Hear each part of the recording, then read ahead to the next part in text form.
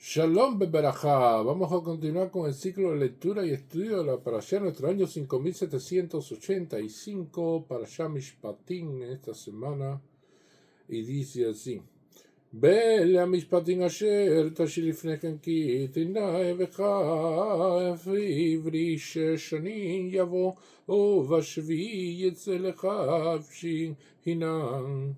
אם בגפו יעקב ויפו יצחים בעל אישה חויה ויצא אשתו עמו הנה אדוני ייתן לו אישה וילדה לו בנים ובנו האישה וידך תהיה לאדונך מחויס וגפו בן גמר יאמר חי ורחפתי אל אדוני אשתי בלבני לו את זה השי וגישו אדוני el Elohim legisho el adelech o al mesosó meretza Adonai et asno vemartzea biavado leolam. Y estas son las leyes que colocarás ante ellos. Si adquieres un siervo judío durante 6 años, servirá y en el 7º saldrá libre sin cargo. Si solo viniese, solo se irá. Si es marido de una mujer, se irá su mujer con él.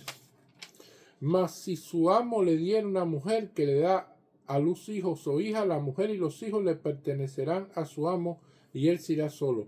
Pero si el siervo dice: amo a mi señor, a mi mujer y a mis hijos, no saldré libre, entonces lo llevará su amo a la corte y lo llevará a la puerta, a la jamba de la puerta, y le perforará su amo la oreja con el punzón y lo servirá por siempre. Y aquí estamos viendo las leyes que vienen a continuación.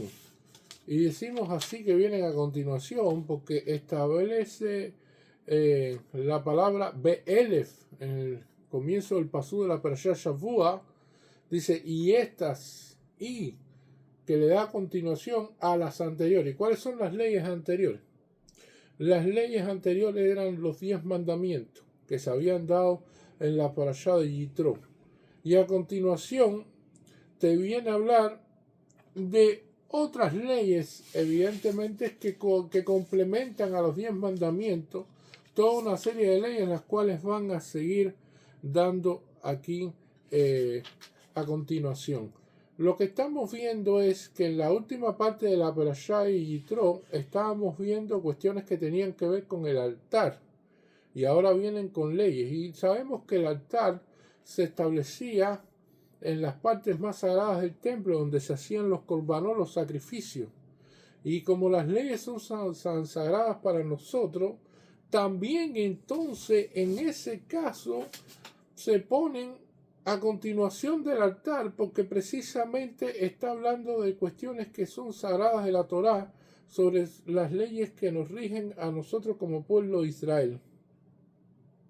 Y estos son elementos a tener en cuenta con respecto a la Parashá Shavua. Existe la cuestión de la discusión con respecto a cómo se dieron estas leyes. Porque nosotros sabemos que Moshe ascendió en el monte Sinaí para recibir la Torá, y que si estas fueron dadas las 613 preceptos en una sola vez, y esta era una opinión específicamente de Rabí Ishmael, el cual establece de que sí, de que son 613 misbot que fueron dadas en el monte Sinaí, y hay otra opinión en la cual establece Rabí Akiva, que dice que fueron dadas poco a poco. Rabí Akiva plantea de que estas leyes fueron dadas de una manera ordenadas en el siglo en la cual estaba Moshe en el desierto, y en el cual fueron dadas de una manera paulatina, y que fueron escritas a partir de que fueron dadas y entregadas una detrás de la otra, así sucesivamente. Nosotros tenemos que hay en los 5 libros de la Torá que están escritos, y la pregunta es: ¿quién escribió los 5 libros de la Torá? Nuestros sabios responden: fue Moshe Rabbeinu. Ahora, si fue Moshe Rabbeinu quien escribió los 5 libros de la Torá, existe otra pregunta que hacen nuestros sabios que dicen, en el último pasaje de la Torá, los 8 últimos pesukim que establecen en la Torá, donde dice, y aquí murió Moshe. Entonces, ¿quién escribió eso? Esa es una de las preguntas que se hacen con respecto a esta última parte de la Torá. Porque las primeras partes de Bershí, de que quién creó, bueno, está bien, Hashem se lo contó a Moshe y Moshe lo escribió como él lo recibió. Ahora, en esta última parte, que aquí murió Moisés, aquí murió Moshe, ¿cómo fue entonces que fue realizado esto? Y hay una opinión que dice que Hashem se lo dictó y que Moshe con lágrimas en los ojos escribió como era su muerte antes de que sucediera y que por lo tanto fue el propio Moshe quien escribió sobre su propia muerte en el final de la Torá. Pero hay una segunda opinión que dice de que no fue así, de que Yoshua Ben Nun lo escribió después que murió Moshe, que esos últimos 8 versículos de la Torá son escritos por Yoshua Ben Nun.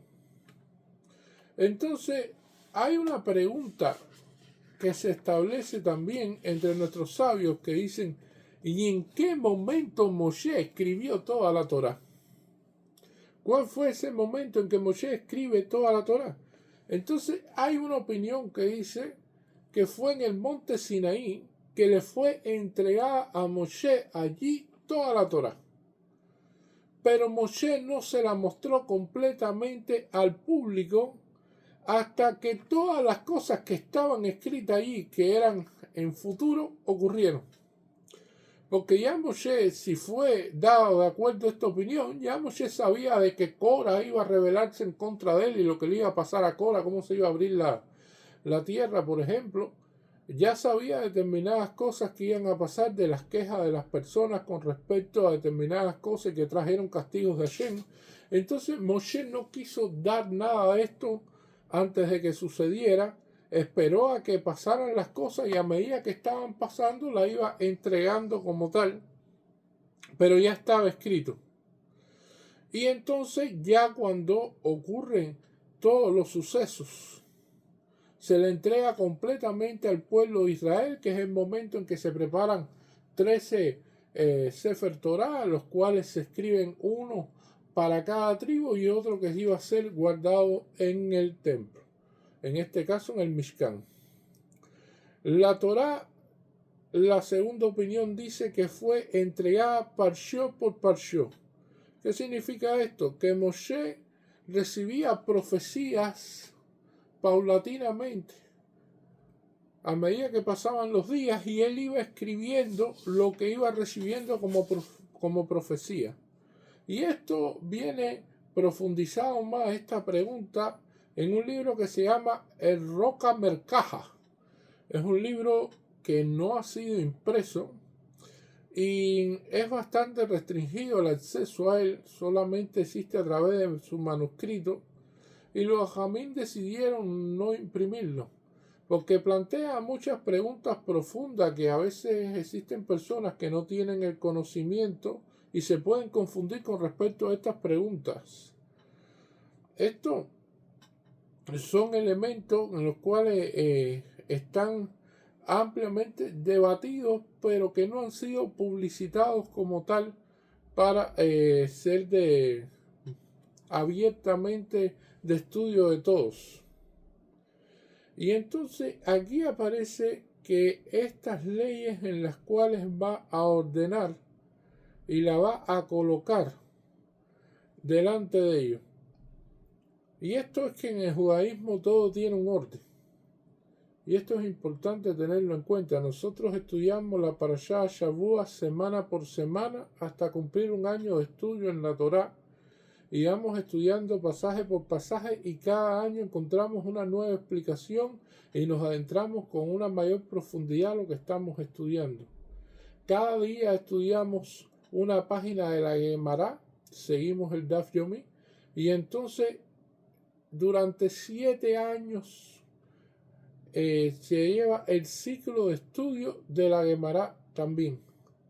Y así sucesivamente, todo tiene un orden de estudio en el judaísmo. Si nosotros fuéramos a estudiar todo sin un orden, realmente nos confundiríamos muchísimo, porque hay bastante contenido y hay bastantes elementos a tener en cuenta, los cuales no son sencillos. Tiene que haber un ordenamiento lógico de cada una de estas secciones para que entonces puedan entenderse y puedan memorizarse también ciertos aspectos en los cuales son importantes a tener en cuenta en todo este proceso del aprendizaje de la Torá.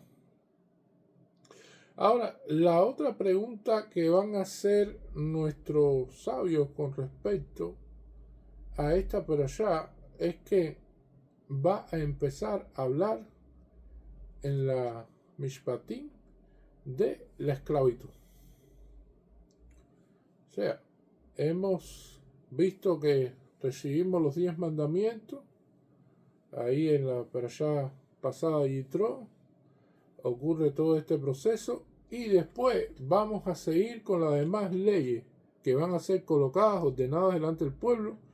Y la primera ley que aparece después de estos 10 mandamientos es precisamente la ley de la esclavitud, que sucede cuando alguien adquiere un siervo judío, durante 6 años servirá, y en el 7º saldrá libre sin cargo. Ahora, la pregunta que hacen nuestros sabios es cómo va a ser la primera ley hablar de la esclavitud. ¿No sería más lógico que hablara de los tefilín, que los ponemos casi diariamente, exceptuando Shabbat y festividades en Yom Tov? ¿O no se podía hablar del Shema Israel, que lo recitamos diariamente, tanto al levantarnos como al acostarnos en el servicio de Marif? O sea, todas estas cuestiones vienen a hacernos una pregunta fuerte de que ¿está realmente correcto este orden que está aquí? Y esto, otra pregunta que surge, ¿es común en el judaísmo adquirir un siervo, un esclavo judío? Y la respuesta es no. ¿Bajo qué condiciones sucede en que adquiere un esclavo hebreo? O sucede bajo las condiciones en que la persona sustrae algo que no le pertenece, eso se llama robo, y que entonces después no puede devolverlo robado. Y al no poder devolverlo robado y que el monto de lo que robó equivale a la venta de él como esclavo, entonces se vende como esclavo. Y esto realmente es una ley muy específica que no ocurre siempre. Y ocurrió en un momento determinado dentro de la historia del pueblo de Israel. Por lo tanto, no es algo que va a ocurrir, es algo realmente que no era muy común, muy frecuente. Era inclusive raro en algunas épocas. Y la explicación que dan nuestros sabios por qué Hashem decide esto es porque era un pueblo esclavo que salió de Egipto.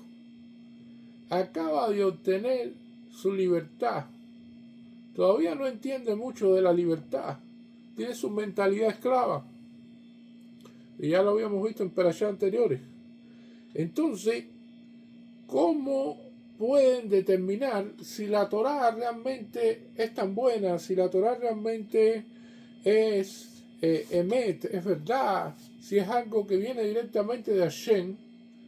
Lo pueden determinar por las leyes propias de la esclavitud, porque ellos sí saben de esa materia. Ellos han sido esclavos. No hay nadie que conozca mejor leyes sobre la esclavitud, las pueda apreciar en toda se puede decir, su capacidad y su determinación, que una persona que haya sido esclavo. Porque otra persona no lo entendería. No entendería realmente muchas de estas cosas, ni sentiría tanto como alguien que sí fue esclavo, que sí fue maltratado, que sí fue explotado por los egipcios. Entonces, ahora cuando le plantean esta ley y ves cómo es el sistema de la esclavitud dentro del judaísmo, ahí se va a dar cuenta, oh, esto es diferente, esto sí es algo bueno, esto es verdad, esto es Emet, esto viene de Hashem, que realmente qué tratamiento, qué elementos más importantes a tener en cuenta en todo esto. O sea, toda una serie de cuestiones que están hechas con la lógica de ese pueblo que salió de Egipto, que tiene la esclavitud fresca en sus mentes, que sí va a conocer, que sí va a apreciar, que sí va a entender estas leyes. Y entonces, cuando viene a hablar de la esclavitud, lo primero que te dice es que no va a ser permanente. La esclavitud permanente en el judaísmo es opcional, pero no es una cuestión de que es obligatoria. O sea, lo máximo que va a servir esta persona son 6 años y el 7º año saldrá libre. Y esto es un elemento interesante a tener en cuenta, que no es lo mismo que la esclavitud egipcia, que era una esclavitud completa. Ahí no había ninguna forma de escaparse de eso. Entonces la otra cuestión que va a venir dada es de que qué tipo de leyes existen para el esclavo. Y aquí es donde vamos a entrarnos en varias cosas que son muy interesantes. Una de estas cuestiones establece que el esclavo va a comer lo mismo que el dueño.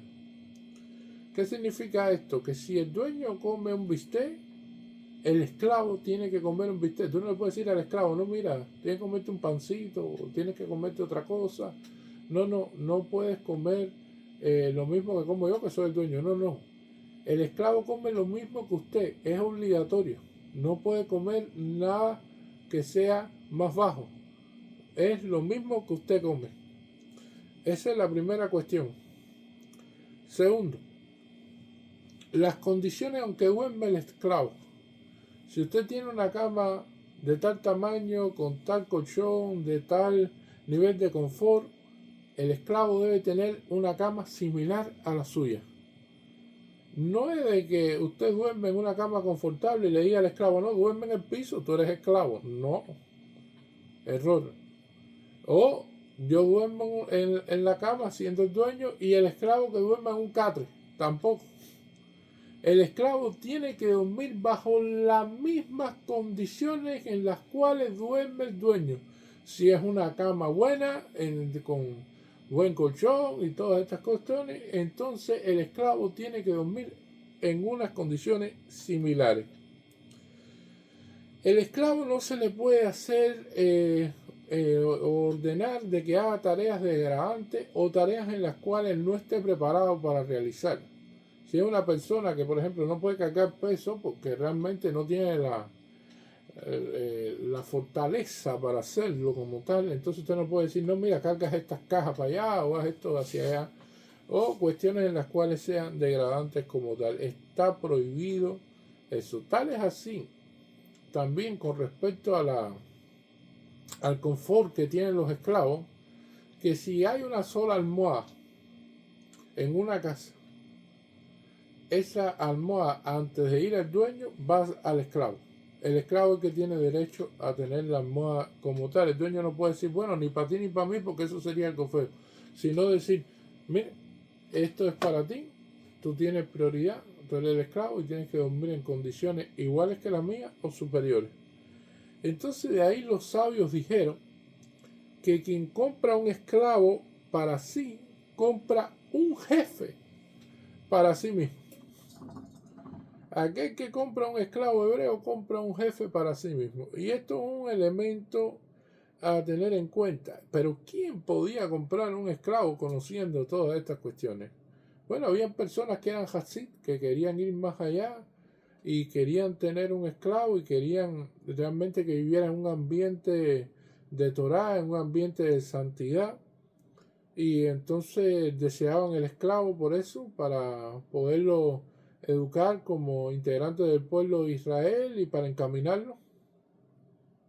Y habían personas que querían que su casa sea Bishul Israel, o sea, que se cocine y que se atiendan todas las cosas de acuerdo a las leyes de Israel.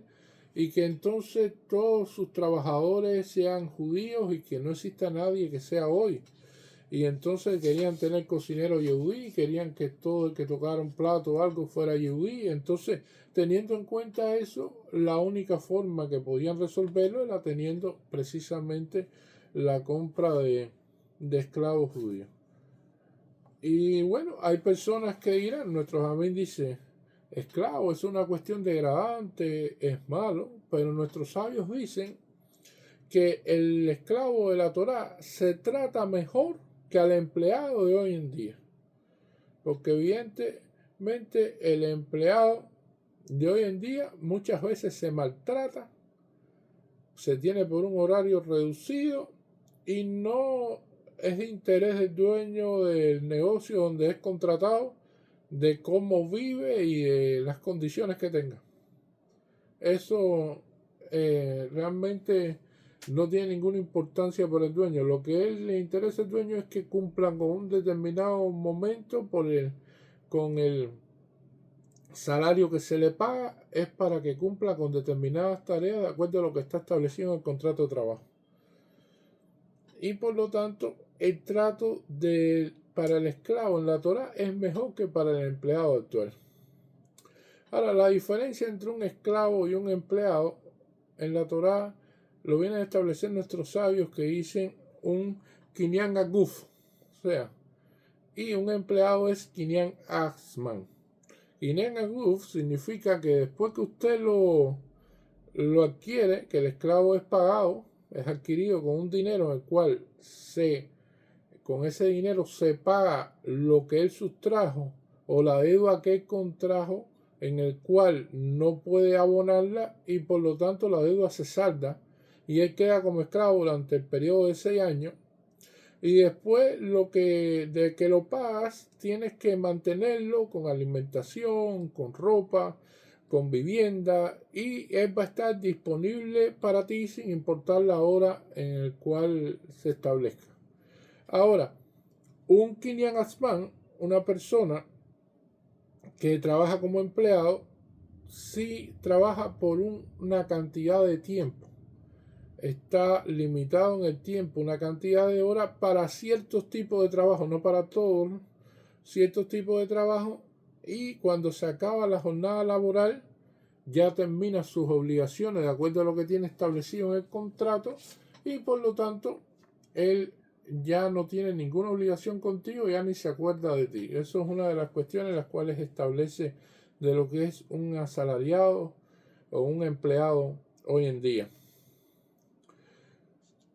Y esto es una de las cuestiones interesantes, porque el judaísmo no va a estar de acuerdo con que la persona vaya a la cárcel. De eso, la cárcel en el judaísmo es una cuestión sumamente temporal de 3 días. Las personas recibían castigos y esos castigos eran aplicados, pero no que convivían en una cárcel con otros delincuentes durante un tiempo como es la cárcel moderna. Porque es lo que sucede en la cárcel moderna. La cárcel moderna está muy lejos de que un interno se venga a arrepentir de lo que hizo. Generalmente en las cárceles modernas lo que sucede es que los internos que están allí conocen a otros internos y cada uno cuenta sus experiencias y crece su conocimiento en todas las artes negativas de todo lo que hay, por lo que están pagando allí. O sea, generalmente vienen a hablar de robo, vienen a hablar de inventos, de cosas, de cómo es esto, de cómo yo hice esto, de cómo aquello, de cómo me agarraron, de cómo no me pueden agarrar en la próxima, de esto es así. Y entonces una persona que entró allí prácticamente conociendo solamente algo de lo que él hizo, se va con un conocimiento bastante amplio, que se hacen hasta doctorados, se pudieran decir. Y después cuando se trata de insertar en la sociedad, ya una persona con un pensamiento y realmente con una teoría que le han dado en la cárcel muy negativa para la sociedad. Y es muy difícil que se pueda reinsertar de nuevo en la sociedad. Y por lo tanto, el judaísmo te dice de que eso no funciona. Sin embargo, esta persona que cometió un delito dentro del judaísmo, en este caso de robo, cuando llega, se va a insertar en un hogar judío donde todas las personas son sadiquín y todas las personas son rectas. No hay un ejemplo negativo en el cual él se pueda fijar ahí. Ahí algo bueno se le tiene que pegar. Y entonces, al final, esa persona, cuando se va a recibir hasta regalos del dueño, y si tiene una esposa, el dueño la va a traer consigo, porque hasta la Torá se piensa en eso y dice, bueno, si él está casado y entonces la esposa se va a mantener, entonces el dueño también tiene que mantener a la esposa. O sea, tienen en cuenta todos estos elementos para que esa persona crezca y para que esa persona cambie de manera positiva en su comportamiento. Esto es algo interesante. ¿Qué puede suceder aquí? Que ya lo estamos viendo al final del pasú que leímos. Es que la persona le encante ser esclavo y diga, amo a mi señor, amo a mi mujer y amo a mis hijos y no saldré libre. Porque hay personas que se cumplían los 6 años, el 7º año será libre y decía, no, yo quiero seguir siendo esclavo. Bueno, y tú le preguntabas, bueno, ¿y por qué? Bueno, pues aquí tengo todas las condiciones, mira, tengo la alimentación, tengo mi vivienda, tengo ya toda mi familia aquí y entonces me siento bien trabajando aquí y considero que quiero ser libre. Entonces eso había que declararlo en una corte. El esclavo por voluntad propia, por libre albedrío, decidía que él quería seguir siendo esclavo y entonces había que hacer una ceremonia en la jamba de la puerta en la cual se perforaba la oreja con un punzón y evidentemente la oreja es un cartílago que tiene bastante sangre y corría la sangre sobre las jambas de la puerta. Y esto tiene un significado con pesa, porque nosotros vimos que previo a la plaga de Macabe Jorot, antes de que ocurriera la muerte de los primogénitos, Dios pasó por alto las casas en las cuales tenían sangre y estaban allí la sangre del sacrificio del Corbán de Pesa. Y Dios pasó por alto las jambas de esas casas que estaban manchadas en sangre, porque es un pueblo que decidió no seguir siendo esclavo en Egipto, decidió salir libre. Entonces, si Dios a ti te da la libertad para que no seas esclavo de otro ser humano, ni del faraón de Egipto, ni otro ser humano que venga a esclavizarte, entonces tú decides ser siendo esclavo de un ser humano que sea un patrón judío, entonces en ese caso hay que recordarte a ti lo que hizo Hashem cuando pasó por alto en las casas de los hijos del pueblo de Israel y que trajo la plaga que acabó con los egipcios, con los primogénitos. Y entonces, teniendo en cuenta eso, se lleva y se hace ese acto como tal. La persona queda con la oreja perforada, lo servirá por siempre, pero está el año Yobel, está el año de jubileo, y en ese año Yobel le puedo adelantar de que una persona que decidió seguir siendo esclavo de manera permanente, en el año Yobel puede obtener la libertad si así lo desea. Que siempre vayamos por buenos caminos, que siempre sigamos así la Torá. Amén, Yehi Ratzon. Muchas gracias.